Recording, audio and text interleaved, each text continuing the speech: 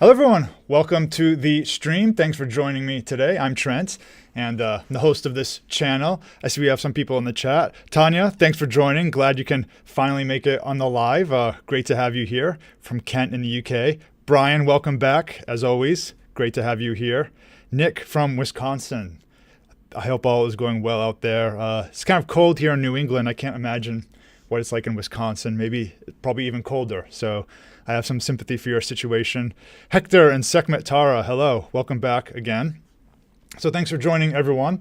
For those who haven't been here before, typically what I do is I kind of start maybe the session with some prepared subject related to graphic design or Affinity or something along those lines. And then I do Q&A at the end where I answer questions that I've gotten on my channel and my videos and emails and things like that.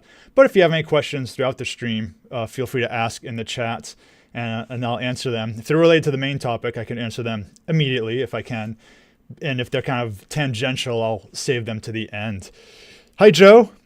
Happy holidays to you too in New York, down south a little bit from me. I'm up here north in Massachusetts. We got our first kind of dusting of snow recently a few days ago, but nothing really collected, so it wasn't that bad. Didn't have to do any shoveling, in other words. Hello, Pedro.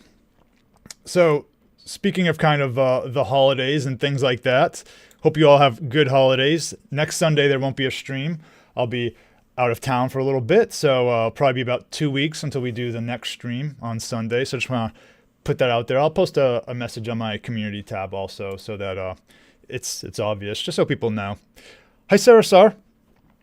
And yeah, so today's topic, I decided to talk about textures. It's a kind of a big subject and there's a lot of different things we can go over, but I'll kind of try to like limit to certain areas, but there's always there's a huge variety of things you can do with it. If you're kind of curious on some of these other ways of doing things, here's kind of, I put some thumbnails here, the videos I did in the past. Some of these topics I'll be covering here, some I won't. But if you kind of want to do another review and get some other information about this topic, I think if you just search my channel for textures or something. This is the one I posted about a week or so ago. So that one got a good number of views. This is an older one down here, and I'll go over this one here in the live stream today.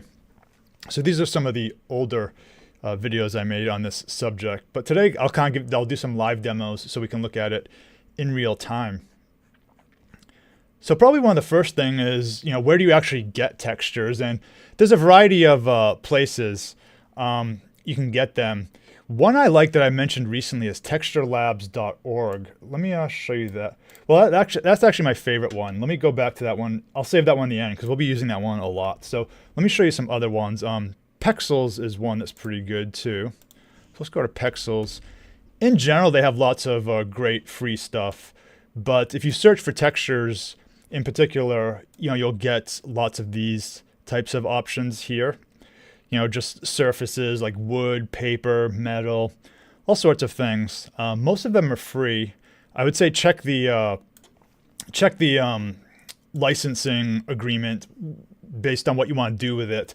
Some of them have different statuses based on whether or not you want to do something for commercial use or something like that. Usually it's pretty flexible though. You can do it for mostly what you want, as long as you don't like just resell it as is. That's usually the case, but as always, double check the license agreements. So now you can say like, I don't know, paper texture. If I could actually type paper texture, let's see what we get here. So all sorts of stuff. We have that brown paper one. We have more kind of white paper here. So this is a pretty good site. Pexels is just good for stuff in general, like any kind of photographs you want or something like that. Hi, Dandy. I guess yellow is trending now, apparently. So seems to be what the main page is going for. Another one is free stock textures. So let's look at that one. Hi, Graciela. I haven't done this one too much, but I just kind of found it in my my searching. I guess we have some ads down here. But let's, we can scroll down. And again, a lot of wood I see. This can be used for lots of variety of things. Chalkboard textures, crumpled paper, and stuff like that. So lots of cool stuff there. So the one that I like a lot is the one that's called texturelabs.org. So let's look at that one. Hi, Wimveen. So this one, I'm not sure who created this one. I think there is a YouTube channel that has this name. And I think the guy behind it created this, but he has lots of great stuff here. So this is the one I'll mostly be using for this video today when I'm actually downloading stuff from online. But if you scroll through, there's tons of different categories here on the left. So I haven't even looked at all of them, but I mean, let's just click through like brick. So we have lots of brick textures there. So if you want to put something like on a wall, we have these metal things over here. So metal, lots of cool stuff like that. And there's just like lots of stuff that would be kind of unintuitive at first, actually. So I'll show you one thing. I'll show you how to do this later, but we have these top secret ones. So if we scroll through, you have like binoculars and other things like that. So it's kind of an interesting site. Lots of stuff there. And I'll show you how to use this in a little bit. But let me open up a demo file to start with. Let's open up a file here. So here we just have kind of like this, I searched for some type of vintage photo. I guess it's vintage, or at least the subject matter is. And what if we wanted to kind of make it look even more old and retro and something like that? So I thought there would be an interesting thing to do. So let's start this one for our first demo here. So I kind of think like, if this is like an old photograph, you're going to want to have like scratches and tearing and things like that. So let's go back to our Texture Labs one here. And I didn't have a predefined one. Let's just kind of search for scratches or something and see what we get. We have some here, grunge. This one looks really quite extreme. So I could download it and apply it. For this video, I'm just going to right click on it. I'm just going to copy the image. I think that's just kind of faster. So I'll just say copy image. But if you want like the super high resolution ones and all that, you can download them through there. Hi, Kara. Midnight there. Interesting. Yeah, it's basically noon here on the East Coast, Eastern Standard Time. So I copied this image and let's paste it into our work here. I'll kind of resize it. So the first thing, of course, you notice is that it's all black and with some white. So not very useful. So you may think, okay, I don't know, do you reduce the opacity or something like that? That's an option too. Hi, Teak. But the main thing is that there's several techniques, but probably the first go-to one you want to use is the blend modes. Okay, so I have this texture here. You can see my layer stack. The texture file I just copied is over my image. And the way we change the blend modes is with this drop down here. So this is going to change the blend mode of whatever current layer I'm on. So right now I'm on this texture layer, and I'll click here. Now this texture is very black, and there's some white bits on it. The white parts are kind of the part we want to preserve. So a lot of times for that, you're going to want to go to these lighten modes down here. And you don't really have to remember it. You can just kind of scroll through and eventually you'll see it. But these are the ones that work best with these types of dark textures. Because these modes, they ignore blackness and they kind of enhance the whiteness in an image. So we want to filter out black. Typically you'll use these kind of modes here. So you can see if I do add, let's do this one, add. So this is before, after, before, after. So that was an easy way to add some texture to my image, was to just use the blend mode. Tanya, reading your question. Anyone else getting interrupted by ads? They are enabled, but they're just kind of, they're set to the default. It's the default settings. So hopefully it eases up a little bit. So sorry for that. But this is the texture that's applied, and we just added a blend mode here. Now, one thing we could also do is add a texture underneath our image. Like maybe we want it to be like it's kind of tearing away at the edges or something. Was an idea I had. So let's look at some like brown paper texture or something. This is kind of like the only one here, kind of interesting. I'll copy this image. So again, I'm just right-clicking and just saying copy image, but you could download the high-res version. I don't know what resolution this is. No problem, Tanya. I'll paste this here. So what I'll do now is I'll put this underneath my background here. And one thing that's interesting is we can use a mask effect to also add some kind of distress to our image here. So what I'll do is with this background, I guess I'll call this the van so it's obvious, and I'll call this one I'll call this brown paper. And I'll call this top one scratches. So this way you can kind of see what's happening.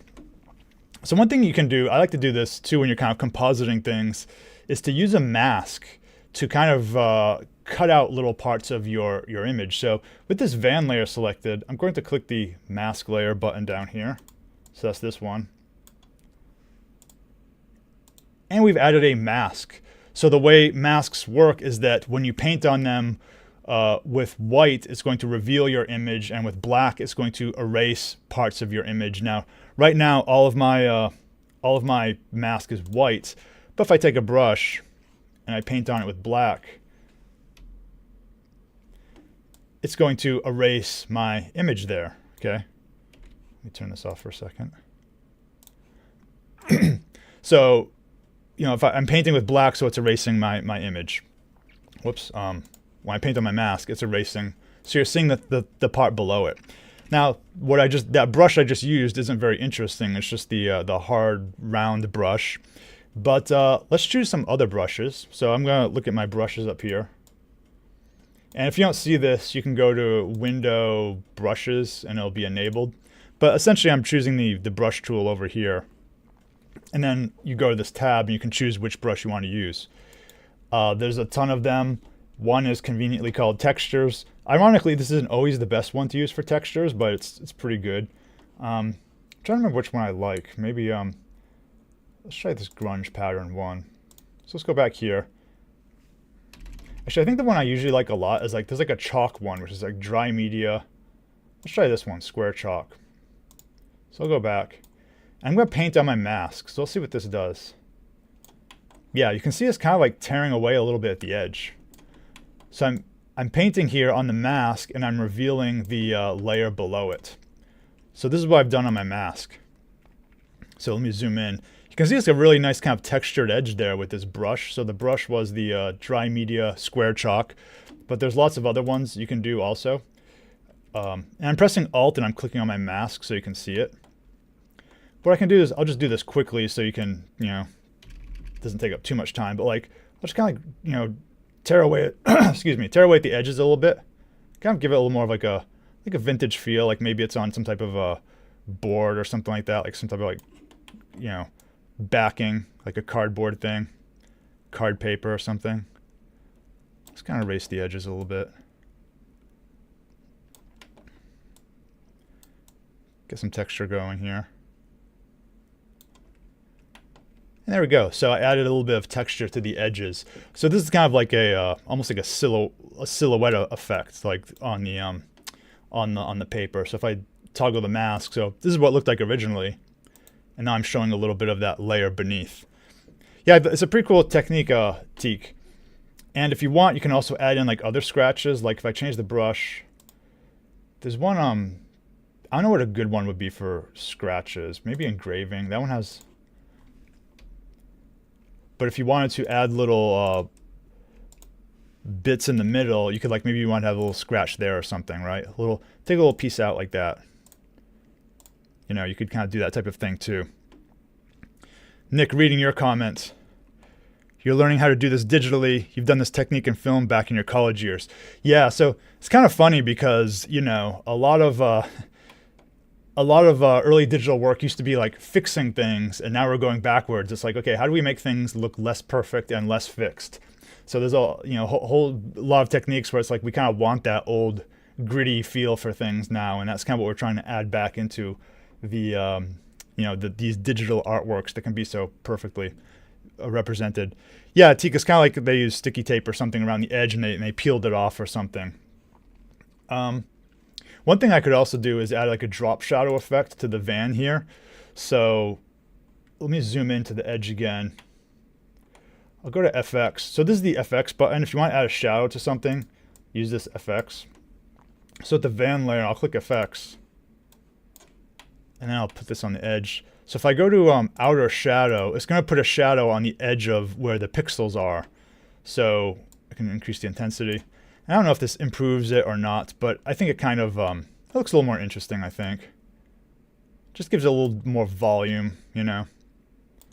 So this is what the edge looks like now with the shadow. So I'll say before, after, before, after.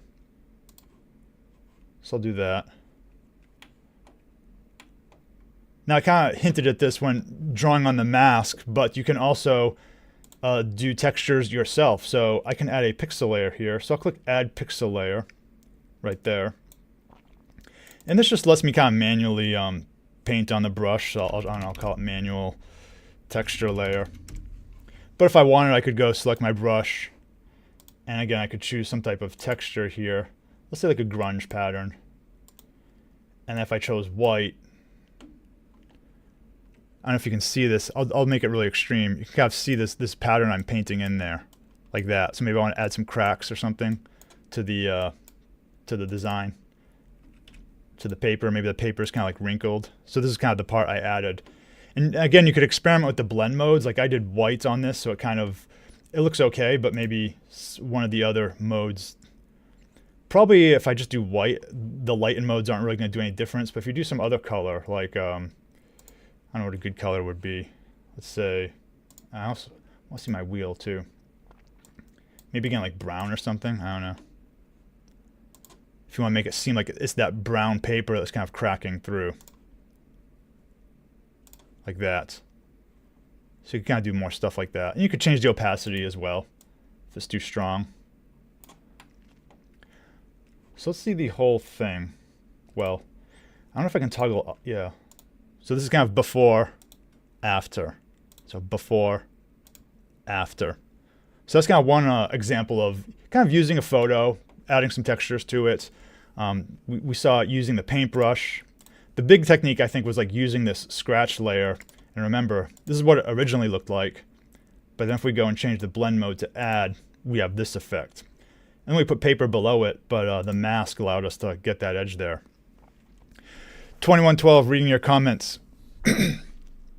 You ordered the Hue on Canvas 13 Gen 3 tablet. Yeah, that's cool, and you want to try to use it with this type of work. Yeah, that's definitely nice. Let me know how it goes, because several years ago I used the Canvas tablet from Hue on, and I liked it. I don't do much stuff with the tablet on like my PC now. Most of my tablet type of stuff these days is on an iPad. But yeah, back in the day it was fun. And I'll just say like a word of warning. If you've never used a tablet before, when you first use one, it feels like you have like a brick tied to your hand. It's like the most awkward thing ever, and you think you'll never get used to it. But just keep practicing with it, and it'll kind of become more intuitive. But it definitely feels awkward and artificial at first, but it's something you get used to in the end. So yeah, so we have this one here. So that's one example. Let's look at another one here. Excuse me. Opening another file. Streaming off my drive. It should be opening in a second. But the one I want to use for this next demonstration is, while it's doing that, let's go back to our texture labs. Is the ones I showed you before are these top secret ones. And these ones are pretty cool. Specifically, I like the binoculars and this targeting one. So let's see if we can actually use that. Let's go back to our... and actually, there's some other ones where it's like you're looking through like a viewfinder or something like that. So let's use this texture and see how we can actually use it. Did my file load yet? Yeah. So we have this this cityscape. Let's make it look like we're looking through a camera or something. Tanya, reading your comment.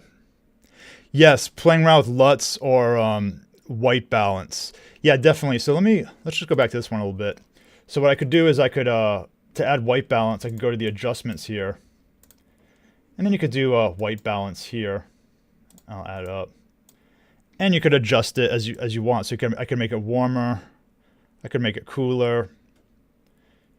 You could do all sorts of stuff for the colors adjustments. And then there's also a LUTs one. So I won't go into that one too much, but you do have the ability to load LUTs here, which kind of my one sentence description of LUTs is that they're basically Instagram filters. That's kind of the effect they have. But let's go back to this example. So let's take this image here. Let's copy this image. And let's paste it over our city. So let's do that. So once again, the key is that we want to use a blend mode. And for this one, what we'll use is when we want to filter out the light parts, we're going to use a darkening mode. So for this one, I'm going to choose one of the top ones here. So you can see darken, multiply, color burn, linear burn, darker color. These ones up here are the ones that are going to do a better job of that because they're good at filtering out the whiteness of an image. Wavy, if only Affinity had a video editor. Yeah, it's funny you say that. I'm actually starting to do more tutorials on DaVinci Resolve, which is a free program. There's a paid version, but the free one is perfectly suitable for everything. And I'll actually be talking a little bit about it in this stream. I recommend looking into that. That's a great tool to use. DaVinci Resolve. If you want like a nice free video editor. It actually has kind of it's a different company, but it has that kind of same streamlined feel that I find the Affinity programs have. So this is what the one originally looked like. And then I went to multiply here. And now you can actually kind of see through it. So it looks like it's, again, it kind of has that vintage effect. And the reason it's kind of a little dark like that is because our color is a little bit dark here. You can actually apply like an adjustment to this if you want to like filter out that white a little bit more. So for example, if you go to the adjustments, you can go to levels.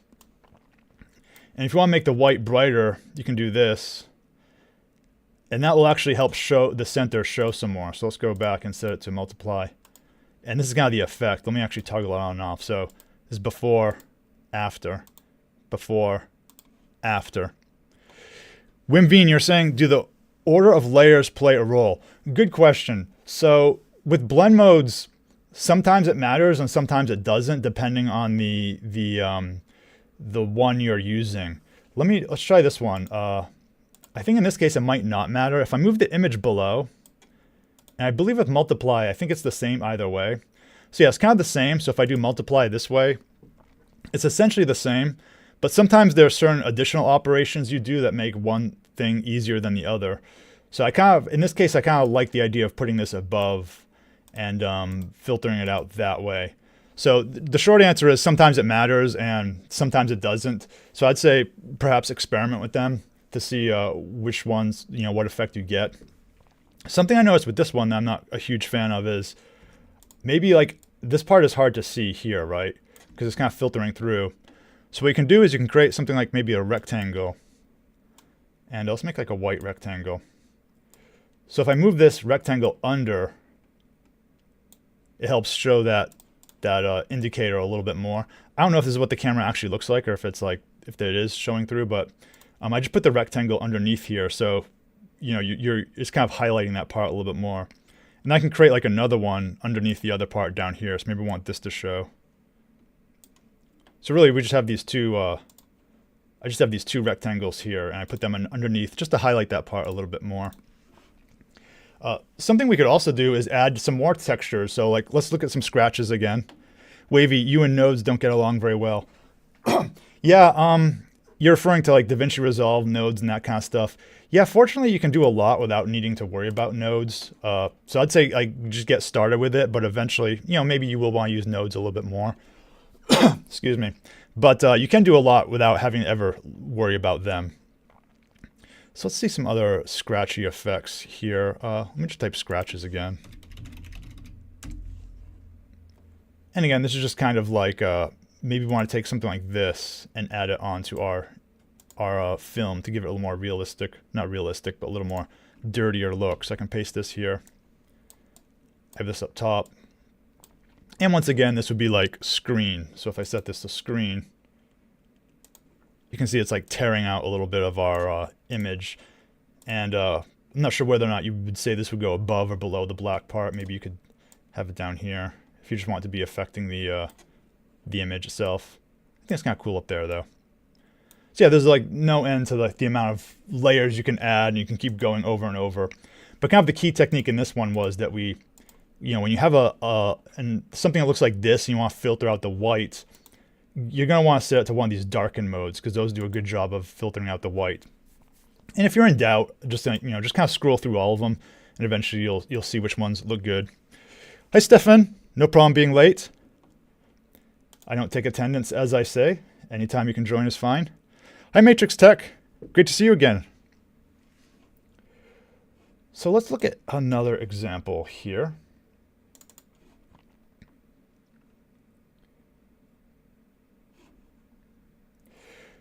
So this one, what I thought we could do is try to put a logo on this and even really like tear up our image a little bit more. So let me show you what I'm talking about here. Let me place my file. So I'll say file, place. Let me just go to the image I want to put on here. So far we've been looking at blend modes, but I'm going to show you some other ways we can mask things out. If I can find my character here. Yeah. All right.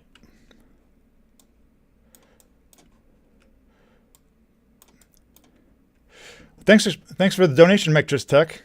Appreciate it a lot. Hope you've been doing well, too. So let's say we kind of want to make this look like, it's a logo on some type of old wall or something like that. That's, it's been chipped away and that kind of thing. What we've been using so far is the blend mode. So I've been using this drop down here. So, there's all sorts of things. Some of them look okay. But there's another way we can actually get some more of an effect, and that's to use the blend ranges, okay? So the blend ranges are this gear icon over here. And I have a couple videos on this one too. So if I'll try to describe it now, but if you're confused, you can go back and watch the videos. If you search for blend options, they're called blend options and blend ranges together. But I have this character selected. Let me just call it character. And let's check this option here that says blend ranges. This is going to open up a menu option here. Now there's two sides to this tool. And what it does is really, instead of adjusting the opacity for the whole image, it lets us adjust the opacity based on the value of the image or the value of the content below it. And that sounds kind of pointless at first, but let me close this. So for example, right now I can change the opacity of my character here. So if I check this box, I can dial down the opacity. But what if I wanted the opacity to only decrease in these dark areas? For example, the dark areas are like chipping out of the logo. So let me show you that. So that's what this blend options tool here does. So if I click this, there's two sides to it. And I released a video a couple of weeks ago. This is basically the Photoshop equivalent of the blend if tool. So if you use blend if in Photoshop, what you can do is you can change the transparency based on the value of the image itself. So on this one, what you could do is, let's say I wanted to filter out all the white values here. So the white values in the eye, those are very bright. So that's the right side here, okay? So I can filter out the white of his eyes. Okay, and I just did a very steep step there.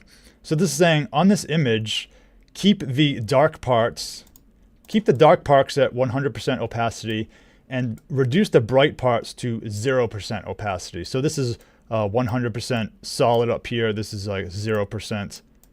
So this up and down is opacity. Can't really type, but this up and down was the opacity of our image. Left to right is the darkness parts of that image. So this is saying reduce all the bright parts, the bright parts on the right, make them 0% opacity. Now what we can also do is change instead of using this image's value, we can change it based on the value of the layer below. And that's what the right side is doing. So on this side, what we can say is when the layer below it is dark, reduce the opacity. So what I can do is I can drag this down here. I can bring this up. And let's make it like really sharp or something. Okay. So what we've done with our image here is we've basically hidden the parts of the image that are over something that's dark. So let me close this. So now you can see this effect we've had. And it actually will work if we move it around too. So like if I move it over here, It seems like it's chipped out of that wall there, so I can move it over here. It's almost like it's flaked away from the wall there. So just to re-explain what's happened here, this graph, what we've done is we've said when this underlying composition range, we've said when the layer below it is dark, this left side, whoops. So this is the dark side. When things below it are dark, reduce the opacity to 0%, okay? And then keep the rest the same. So the default condition is just everything is the same no matter what. Here we're saying reduce the opacity for the dark part here. So that's one way you can kind of quickly get the kind of get a little bit of pieces out of the maybe you have like some dark cracks. You just want like to have them take a bite out of your image. You can use those blend ranges there. Let me I'll save this one. I'll call this one blend options, and I'll just hide it. Let's call this one. For this one, let's do I'll call this one tonal range. This one's kind of the same, but a lot of it comes down to the select feature up here. So if I do select, what I can do is I can actually select tonal ranges in my image, on my pixel image. So let me select my pixel layer here. What I'm essentially getting at is I want to create some type of mask based on the light and dark values. So with my pixel layer selected, this is the background, I'll say background texture. What I can do is I can say select tonal range, and I can say, let's say, select shadows. So what this did is it selected all the shadows in my image. And sometimes this one works well and sometimes it doesn't. I don't know how it'll work on this one. Let's try it. But I've selected all my images, all my shadows there. Now what I can do is I can create a mask based on this selection. So now that I have a selection, if I click mask layer button, I think I need to rasterize this guy first. Let me rasterize him. Let's do that again. Select. So I'll select the tonal range, select shadows. Let's go here. And then I'll say mask layer. Now I think probably I want to actually invert this mask. So I'll say layer invert. So I should pretend that's what it looked like. So now I have this effect going here. So once again, you can see we created this kind of mask. So this is the, when I did the tonal range, this is the mask I got out of it. And then we apply that mask to our character, and it kind of takes out certain parts of it. So you can see the dark parts are taken out. And this is the kind of case where you may want to combine it again with a blend mode. So maybe multiply or something.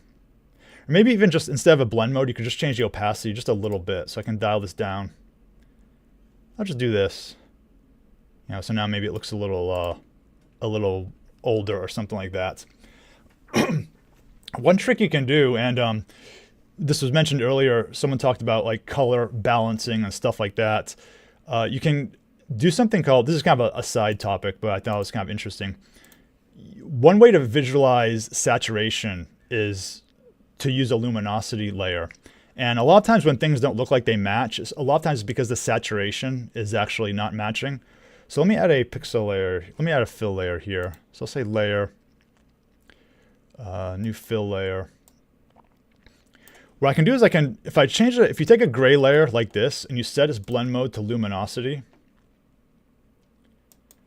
essentially what you're seeing is a map of the saturation of your image. So if I zoom in here, what you're seeing is that this central character is way more saturated than this part out here. So looking at that, what I can do is with this selected, I can add an HSL layer to it. And then theoretically what you do is you adjust the saturation to match. So I try to dial it down a little bit, and I try to get the saturation to match, like that. Now if I turn off this fill layer, the saturations are actually, they're more coherent, I guess I would say. So let me toggle the saturation on and off. So this is the original image, and now this is with the saturation matched. So to kind of review what I did there, I added a gray layer to normal. It doesn't matter what color it is, but usually just choose some like mid-gray. And if you set it to luminosity, what you're actually seeing a visualization of is the layer of the relative saturation of the parts of your image. And then while looking at this, you can add a HSL adjustment to the part you want to modify. Just kind of get them, you kind of have to like eyeball it, you know, so I can kind of see like this kind of matches now compared to what it was before. And then when you turn off this fill layer, the saturations will be matched. And when you have everything unified like that, then you can go in on top of it, and then you can go and add like a, you can go increase the saturation again if you like. So you can go up here. And now the whole thing is kind of moving together in an equal way. So that's kind of one way you could do that. I think another way to, one other thing I'll mention about this one too is kind of like this is derived from a vector image. So a lot of times you're going to have, I'll turn this part off. So a lot of times you're going to have like these very straight edges that don't look very nice. So what I'd say again is like perhaps on your mask, once again, like select a brush and just kind of like mess it up a little bit, you know, just kind of scruff it up like the edges. So let's go to black. You know, maybe just like trace those straight edges and things like that, so it doesn't look so perfect. Because in real life it would be like, you know, really worn away and stuff like that.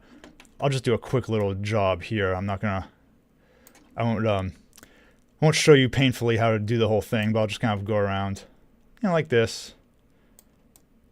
Again, just those kind of straight computerized edges are what you want to get rid of. And just trace it. Again, you could do it more carefully. You could go in the middle and you could go and you could add more parts there if you wanted. Just kind of get away at. Basically anywhere there's like a solid color, you just want to, you know, damage it a little bit and just make it look less solid, I guess is what I'm trying to say. It's like this box, you know, it's very solid. Probably, you know, there'd be little parts worn away or something. You would kind of go in. And if you want to paint something back in, you would go to black, and then, or you go to white, sorry, and then you would paint it back in. And sometimes you kind of go back and forth with black and white at the same, often. So, you know, I'll paint something out like that, and then, you know, paint it back in.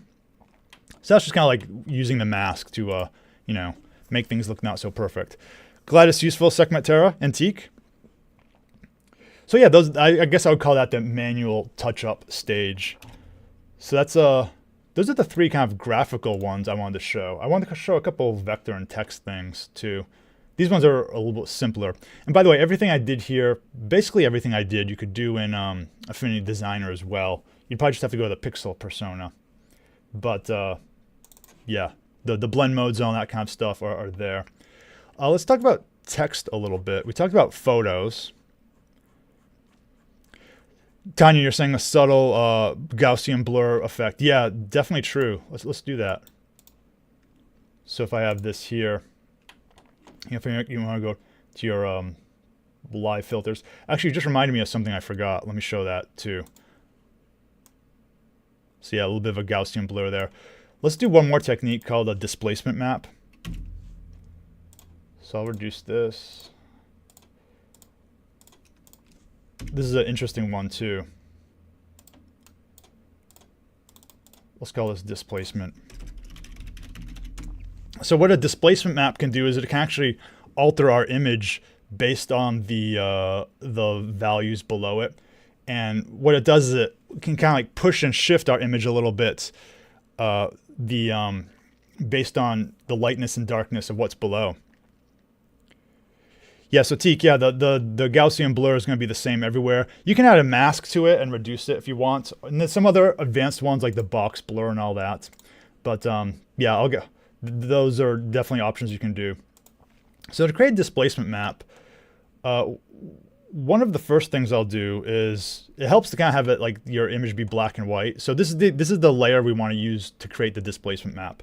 So I'll for temporary purposes, easy for me to say, I'm going to reduce the saturation, and I'm going to maybe I'll increase the levels a little bit. You kind of want to increase the contrast essentially. So let's do this type of thing, and this will be our displacement map.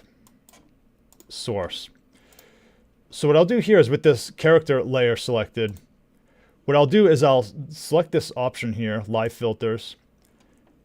Then I'll say displace. So this is the option I'm going to use here. It's called displace. I was going to use it. And what I'm going to say is load map from layers beneath. And what that means is it's going to use the black and white layer beneath to create the displacement map. So I'll say load from layers beneath. And you can see it kind of jumped around a little bit. Let me delete that just for a second. Something I forgot to add is that this effect is improved when you add a blur filter too. So let me add that in. Speaking of, that's what reminded me when you said blur. So I'll blur this effect a little bit, like that. So this is kind of when you create a displacement map. This is kind of like how you want it to look. So I'll go back to my layer here, and then I'll select the it's an adjustment. No, it's a fly filter. Sorry. I'll select displace. Okay, and this is only an Affinity Photo. It's not an Affinity Designer. So I'll select displace. I'm going to say load from layers beneath. So I'll click this. And now you can see this how this moved here. So let me close this. If I move my character, you can see he's kind of moving a little bit like over the curves and stuff like that. So let's look at a curve. This is kind of an obvious example here. The way it's bending over that curve there. Okay. It's kind of moving subtly over the thing. And what you can do is with the displacement map, if I click this, I can adjust the severity of it. Usually you just want like a subtle little effect, you know, maybe just a couple pixels, 5 or so. And then from there, once you have that set, you would turn this off. and then you have your layer here. And what you can do is you can actually go and add the other effects to it too, which I already showed you. You can go and add the other things. You can reduce the opacity. Then you can go and do the mask. Let's copy the mask.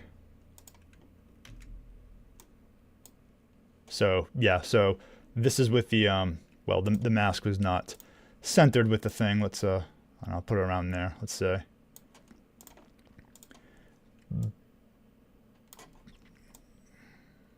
But yeah, it's just a very subtle effect. But the displacement map is going to kind of bend your image around a little. It's going to kind of bend your image around the light and darkness.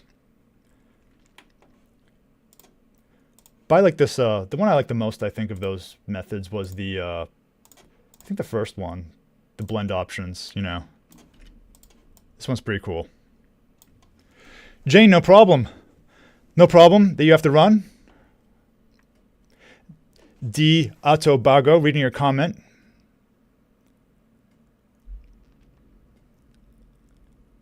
Yeah, no problem. Thanks very much for the donation. I appreciate it. So let's briefly look at text a little bit. And this one is actually fairly straightforward. I just want to kind of show you this quickly just for the sense of completeness. So how you put textures in text. So in Affinity programs, we have two text tools. There's the artistic text tool, and then there's the frame text tool. The artistic text tool one is good for like the short words, you know. So that's what I'll use here. But we can say something like, you know, I should use a better color.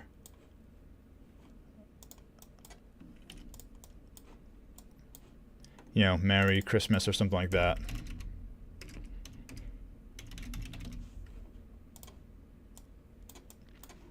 So usually for short frames of short bits of text, short bits of text, I like the artistic text tool. I'm trying to center it here. So let's look at how we can add some texture to something like this. Let me place a graphic. So I'll select File, Place, and let's see. I have a texture here.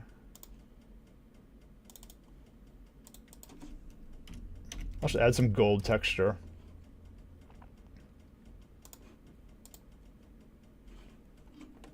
I have this gold texture here, and you know, how do we add it into the words of our text? Well, it's super simple here in Affinity. Basically, when you have your image here, you just drag it into the text. So I'll take this and I'll drag it in and I'll let go. And now we have our gold texture inside our text here. And when it's in there, I can expand my text here so I can see the gold there. and I can resize it, you know, reposition it and all this kind of stuff. I can also, I can still add a border to my text if I want. So I can add that's a stroke. So I can do that. So that's kind of like one of the main ways. There's all sorts of other cool things you can add. I think I have some other Christmas textures too. Let's do one. I found a comic book one that's kind of interesting.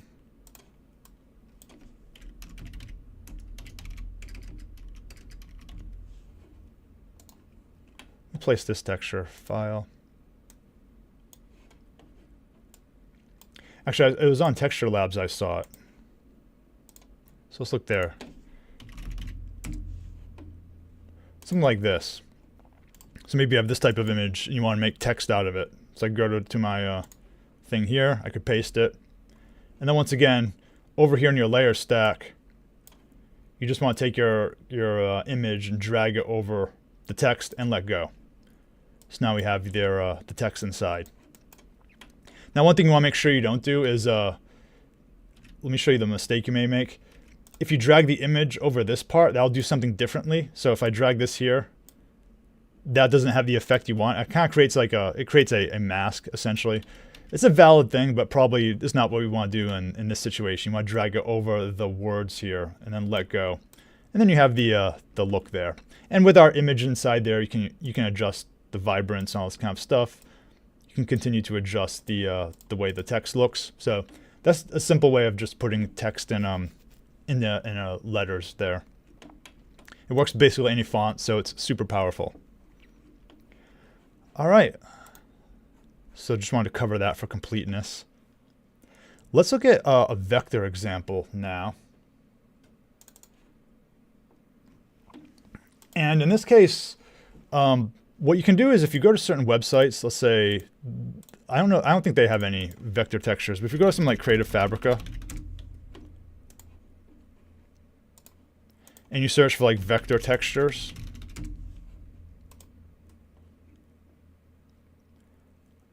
you will see things like this, which are actual, I believe it's a vector if I scroll down. Maybe it is, maybe it isn't. But sometimes you download it and it's the vector shapes. So I actually downloaded one ahead of time. I kind of want to show you how to use it. But if we go through here, the one I actually downloaded ahead of time because it was 500 megabytes was this one here.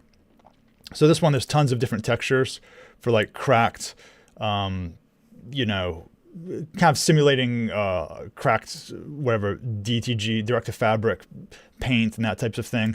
Kind of the stuff you put like on retro vintage designs and stuff. Like I said, we're kind of in that era where we're trying to make everything look like it's old and vintage again. So this is kind of the examples you would use it for. Now, let me show you the file that was in this. I downloaded it ahead of time, so let me open up the file. Just once.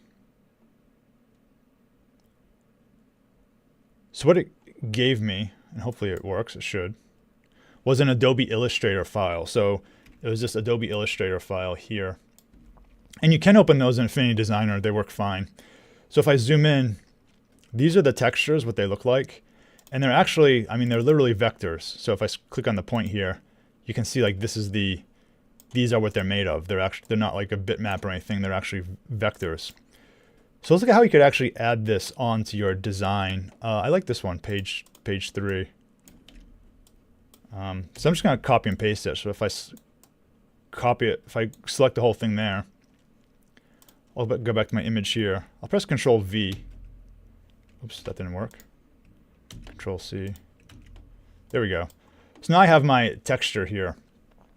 And I'll kind of rotate it. And I'll increase it. And I'll just group the whole thing. I don't think I need to worry about it I don't think I need to look inside it to do anything, so I'll just group all of it together here.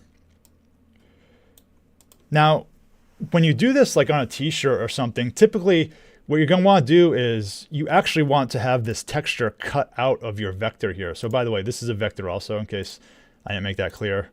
These are all vector shapes and things like that. So it's a very common scenario where, say you have some type of vector design, and then maybe you want to apply a texture to it to cut parts of it out. And what you can do here is use another blend mode called erase.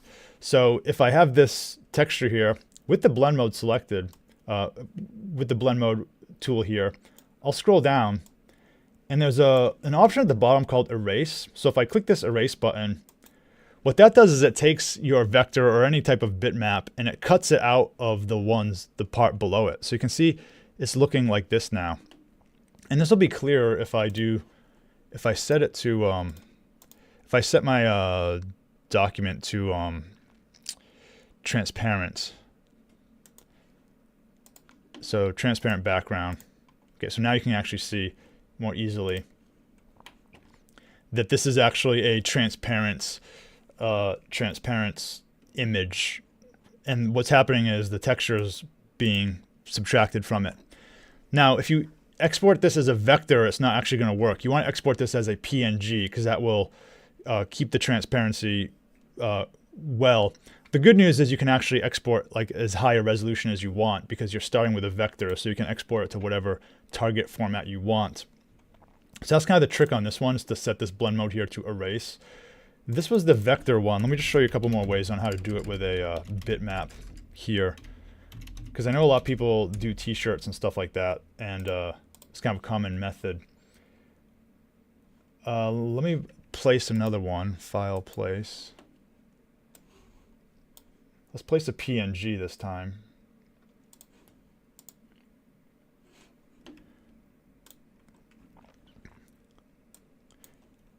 Hi Breezer, thanks for joining. Congrats on your channel's success. Seems like it's going really well. So this is a transparent PNG here. And once again, with my distressed layer selected here, the PNG, I can go and I can select erase. So it's going to have the same effect actually. It's going to cut things out of it. But one thing you want to be careful of here is that a lot of times when you do print on demand or something like that, the designs, they don't work well with semi-transparent pixels. They want the pixel to either be totally solid or totally transparent. And what's happening here is we're getting these semi-transparent pixels like this. I can see it's semi-transparent there. There's a bunch of them around. You can see where it's kind of just like faded yellow. So these are, the opacity is like whatever, 50% or something like that. There's more down here also. And the reason that's happening is because turn this off, because this is what our PNG looks like. There's semi-transparent, kind of anti-aliasing around the edges, which is cool, but it doesn't play well with print on demand. So one way you can actually filter out those semi-transparent pixels, let me just show the PNG here, is you can use the curves adjustment.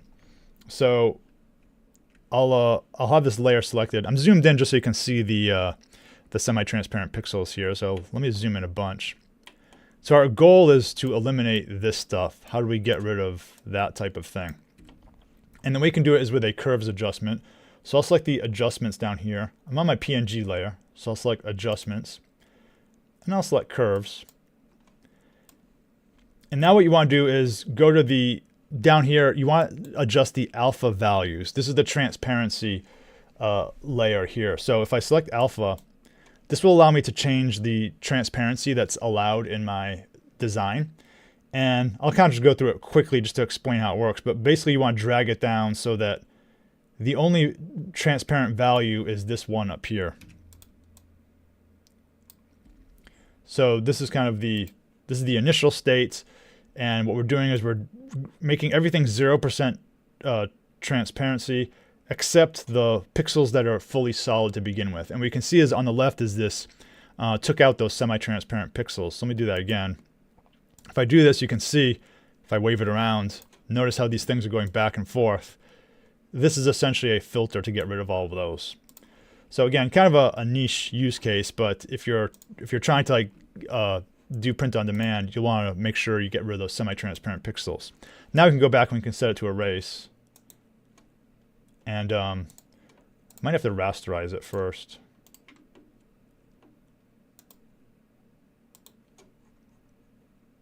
Yeah, I guess so. I guess you have to rasterize it first. Hi KC Ajay, welcome. And now we have our semi-transparent pixels are gone. let me just give you one more example with this file. This is the PNG example. Let's just go for JPEG since that's you know, something that also people use. And it's a little bit different because JPEGs aren't transparent. So let's do distress texture JPEG.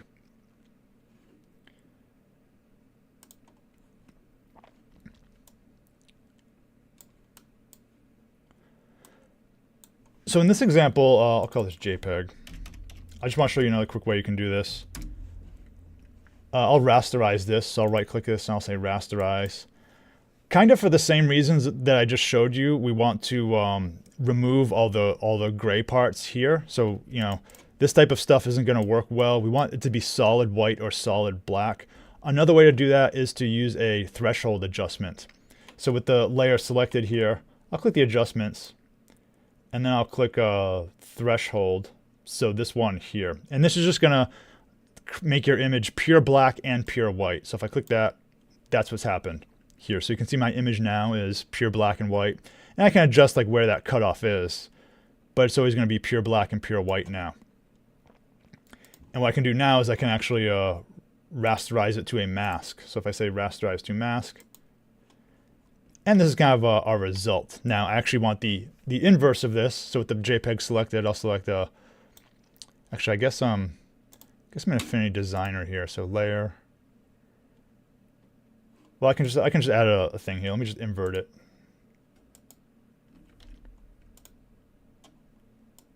And I'll apply it to this. I don't know if, yeah, invert. Interesting. I'm not sure if Affinity Designer lets you invert the pixels. Invert the thing. So anyway, if I was in, let's copy this. Let's see if I can do this in here. Let's add a layer below.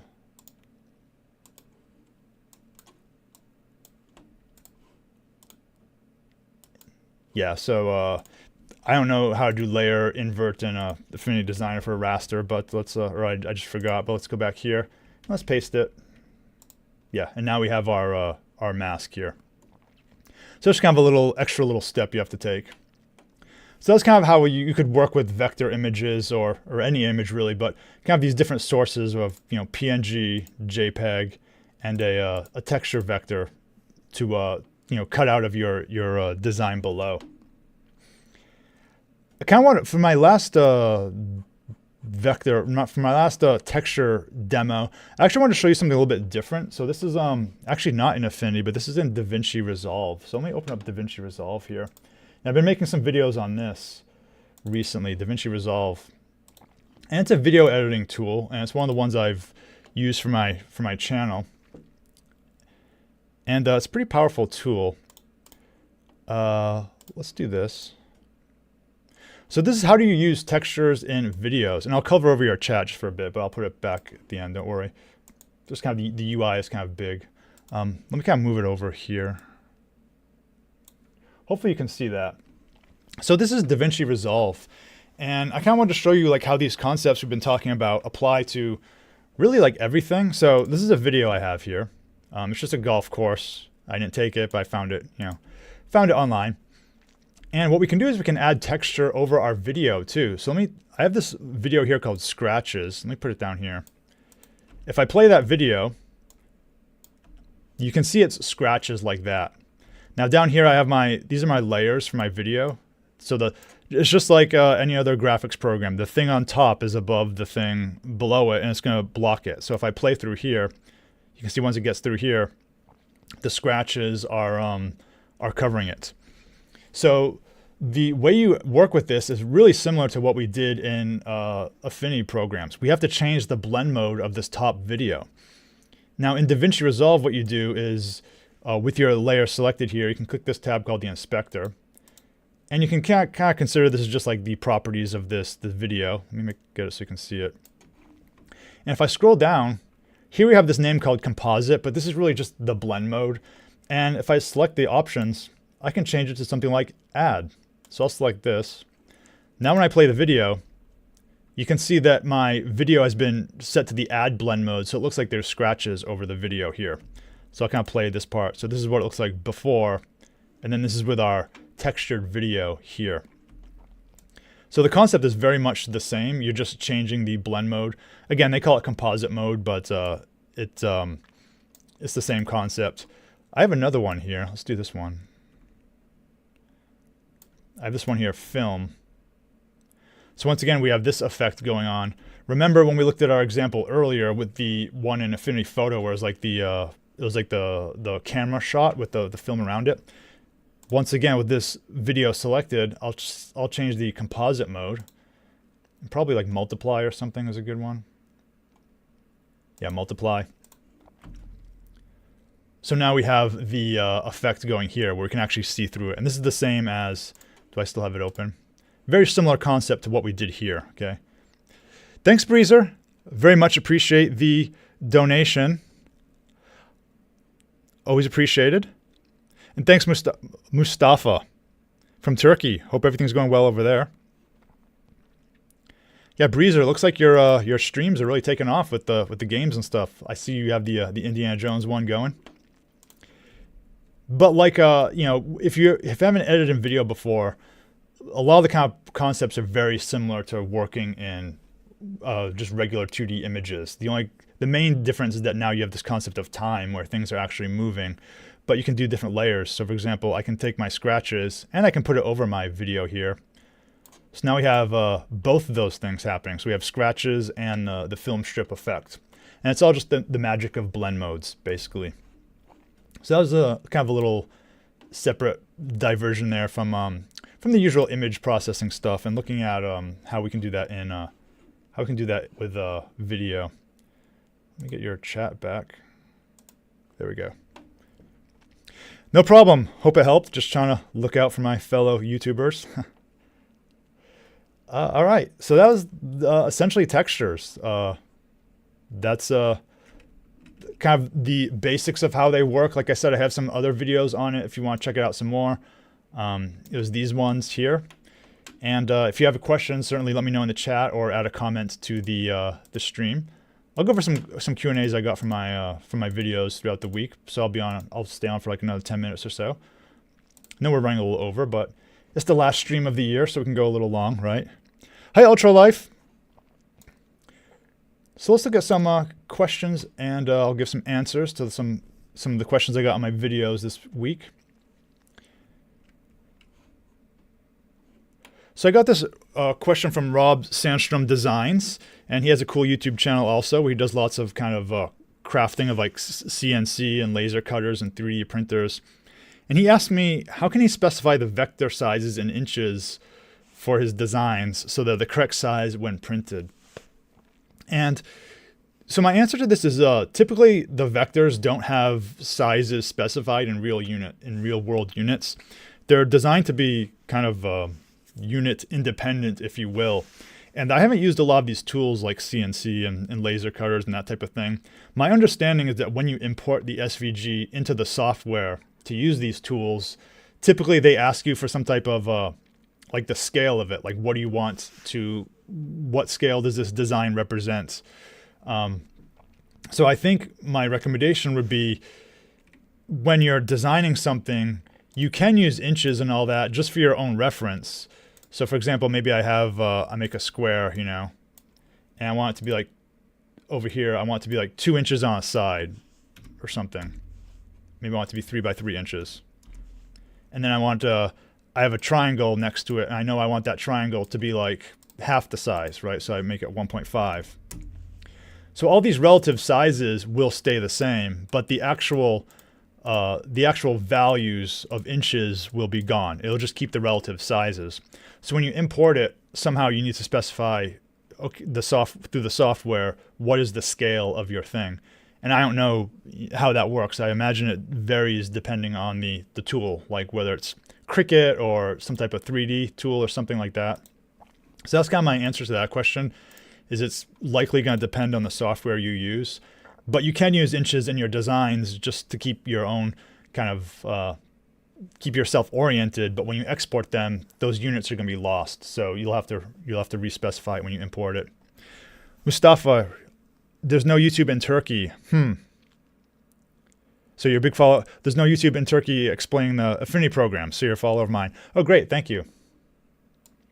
Maybe you can be the first one to make the Turkish Affinity videos.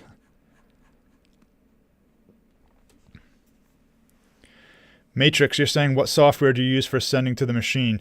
Yeah, I really don't know. I guess it depends on what he's doing there. If anyone out there has any insight into this one, definitely leave a comment or something. Like I said, I think it really depends on what hardware you're using and what the program is that imports it. Got this question from Graph Guy. He says he's decided to make the switch to DaVinci Resolve. Am I using the Studio, the paid version, or the free version? I use the free version, and it does like everything I want. There's a couple features here and there, like some premium features that are only in the paid one, but I think you can do like everything with the free version. It's perfectly suitable for my needs, and I think most people too. And I think even if you do get the paid version, it's a couple $100, but it's only a one-time fee too, so that's another great thing. So yeah, I use the free version. Got this question from TAHDAHF Farm. And he's saying, how can you use Affinity Designer to make lower thirds graphics for use in Final Cut Pro?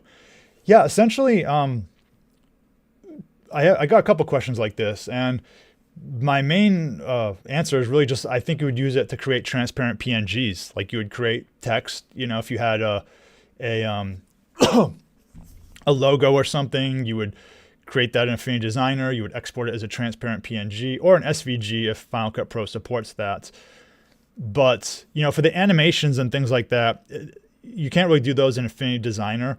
Probably if you want to make animations, you need to see, I don't know if Final Cut Pro has a scripting language or something. DaVinci Resolve has their Fusion. Premiere is kind of tied into After Effects, so whatever the After Effects process is. But yeah, I would say basically you'd use the Affinity programs to make your kind of raw elements, you know, graphics or SVGs or something.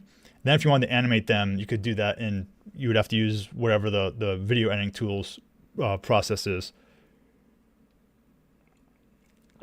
Matrix, yeah, you're saying Fusion loses the scale when importing SVG. Okay. I just don't know. Yeah, I just don't know about that program.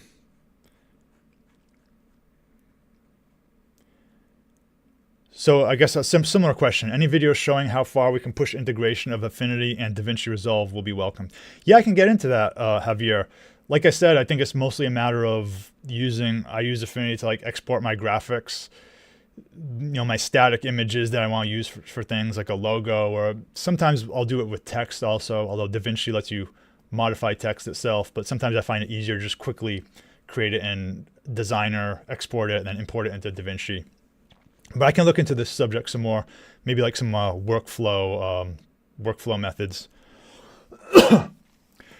Hail UO AI is a great animator. Cool. Yeah, I'll Matrix Tech. I'll make a note of that. I'm kind of curious how that works. I'm always looking for like good motion design tools and stuff like that. I wish there was an After Effects. I wish there was an After Effects like competitor, you know. I got this question from Come Together. Can you talk about advanced masking in Affinity? Specifically, how do you do intersecting masks like you can do in Lightroom? Sure, let's look at that for a second here. Let me just open up a file.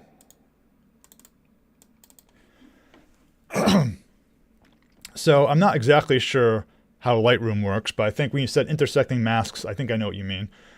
So let's say I have we have this image of like billiard balls or something, and I can mask out one of them. So let's do this yellow one here. So I just use the selection brush tool, and I just select this one, and I'll click mask layer here, and we can just see that one.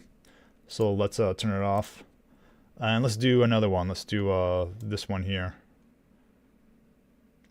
So I'll create a mask for this guy. It's not gonna be the world's best mask. I'm just trying to create something. There's another one, and let's do one more. Let's do this one. So I'll mask that out. So we have 3 different masks. You know, we have this one, we have this one, and then we have this one. The question is, what if we want to show all those three balls together, but we want the background to be gone? Well, you may think, okay, let's turn on the first mask. Now let's turn on the other mask, and everything is disappearing. And the reason that happens is if you look at our masks over here, these are our masks. When you have masks like this, by default, the black part takes precedence. The part that erases takes precedence. So all this black part here is taking precedence over the white of the ball there, and so on. So the question is there a way we can actually get around that? And the answer is yes. So the answer is that there's something in Affinity called compound masks. All right. It's a little bit hidden. You kind of have to know where to do it. But on the mask icon down here, mask layer, if I right click on that, I can select something called compound mask. So I'll select this compound mask. And by default, it does nothing. But it's kind of like it's almost like a folder. And what I can do is I can put other masks inside of it. So I'll select these masks, and I'll put them inside of there. And now what happens is if I turn them on, you can see they all work together. And this is kind of the nice thing about compound masks, the way they work. Now, the reason they all work together like this is because we've changed the mode of how they interact with each other. So you can see this is plus here, and we can change these settings. So what this means is that when we have it set to, when we have a compound mask, when this is set to plus, it means it's adding the white parts to the layers below it, okay? Now I could set it to minus, I could do subtract, and that means it's basically using the black parts of the other layers, okay? So when you have multiple masks and you want them to respect the white parts, you select the addition method here. So this is kind of the key technique. And there's some other ones, I won't go into them now, but there's like intersect, XOR, kind of more advanced ones. But probably when people use this feature, the one they want the majority of the time is addition. I don't know why this one's not showing. So let me just kind of briefly again show you what I did. So again, if we have a bunch of masks, you know, we can use one at a time, but we can't use all of them because the black part is taking precedence in all these masks. But what we can do is, with this selected, I'll right click on the mask layer here, and I'll select compound mask. And I can take these masks and I can drag them in there. And if I turn them on, by default, they're set to add together, which means the white part is going to be preserved through them. And that's how we can do that. And you can change it, but usually the addition part is what people want there. So I do have a video on this. If you search my channel for compound masks, it kind of goes into it. I might even have 2 videos on it. I think I did a live stream on it too earlier this year. So that's the thing you want, is the compound masks.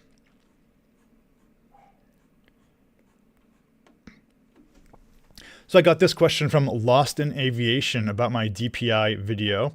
And this is kind of a common excuse me, topic. People have lots of questions about it. 2112, reading your question. Have I done live streams on DaVinci Resolve? No, I haven't. And I think next year I'll probably do some. I think I'll start to do that as I kind of build up more videos on that topic. So definitely stay tuned. If there's anything specific you want to know in that, let me know. But yeah, we can certainly add that to the live stream agenda going forward. And I'll be answering questions, you know, here about DaVinci Resolve too. So next year, probably going to be doing a lot more topics than just Affinity. So again, it'll be like DaVinci Resolve, some other stuff, Midjourney, some other tools that I use also. So the content range will be expanding, as you'll see. But so I have a question like this. Get questions like this often about PPI and all this kind of stuff, and how does DPI work on devices and that type of thing. And the answer is that usually you don't have to worry about it. The thing you really have to worry about is resolution. And what happens is you kind of have to ask yourself, like, where's your image going? Like, what, specifically when I say that, what I mean is, like, is it an image you're going to be using in an app? Is it like an Etsy shop header? Is it an Instagram post? Is it a Facebook post? Like, what is it? And typically what you'll find if you Google this, you'll find like those platforms have recommended resolutions. And that's really what you want to worry about. If you're posting to Instagram, search for Instagram resolutions, like the best ones, and it'll tell you like whatever, it's 1080 by, I don't know, 920 or something. And it'll show you that. Or if you're trying to make like a good, like what's a good, you know, Etsy size header. If you search for that, they have their recommendations for what it is. And that's kind of what you should follow for what will make it look good. Usually they have, you know, recommendations for like what will look best on mobile and stuff like that. But that's really the main thing to worry about. I'd say find out like what your image is going to be used for, like where are you going to be putting it, like what type of website, what type of social media platform, what type of whatever. It's like a Shopify header or something. And then find like the specifications of that platform for what it should be. So that's my main recommendation there. And just worry about resolution, not PPI. Lo, reading your comment. Yeah, so when you're importing into CNC, you need to tell it what the unit of the measurement of the project is. Okay. So you use it many times for your laser cutters and milling machines. Cool. Yeah, thanks for the feedback there.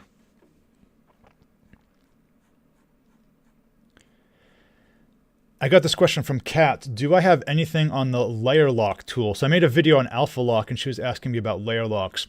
I don't have any video, but there is one important point I want to mention to you guys about that. Because it was something that surprised me at first.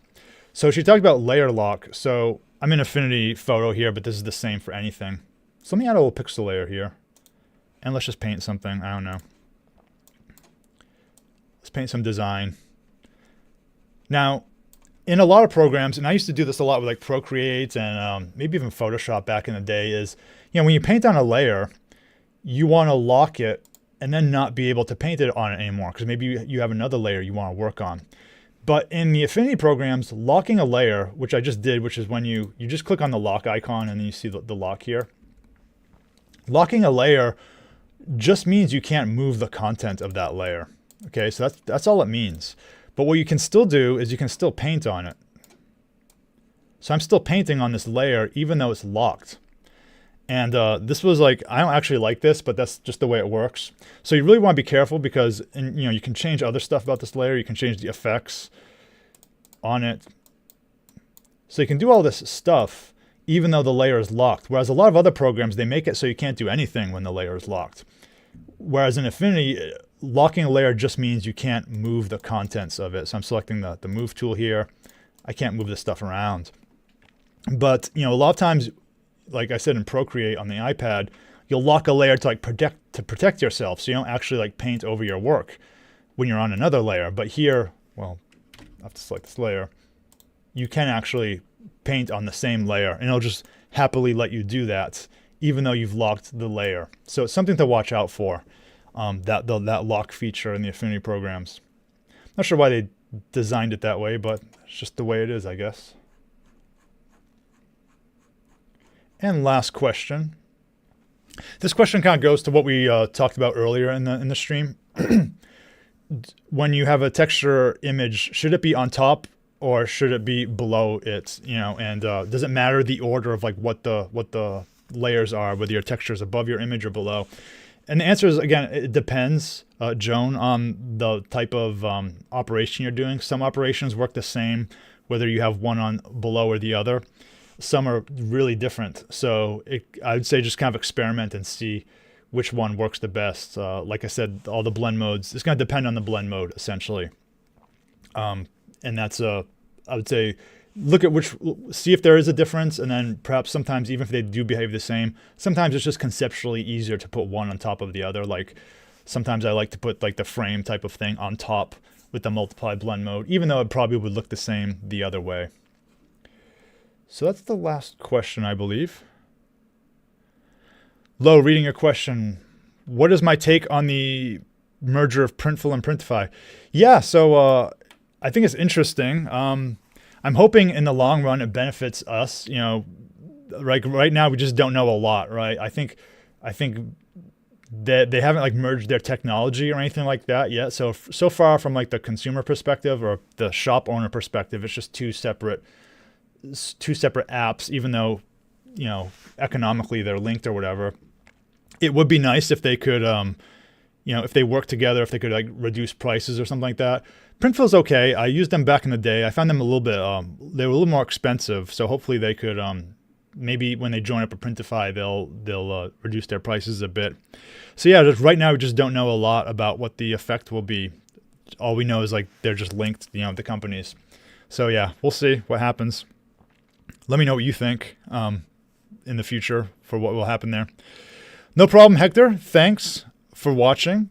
And like I said, guys, next week will be no stream. So I hope all of you have happy holidays coming up, and a happy new year. I'll be here a week after, in 2 weeks or so. Not sure what my topic will be yet. Maybe a Q&A session or something. But if there's anything in particular you want to learn about, let me know. I will be doing a variety of topics going into the future. Like I said, DaVinci Resolve, some Midjourney, probably some other stuff. And we'll see what happens. No problem, Brian. Low, thank you. Sekmatera, glad you enjoy it. Hope you have a Merry Christmas as well. And with that, I'll say enjoy the rest of your year, and I'll see you in 2025. Have a good night. Bye.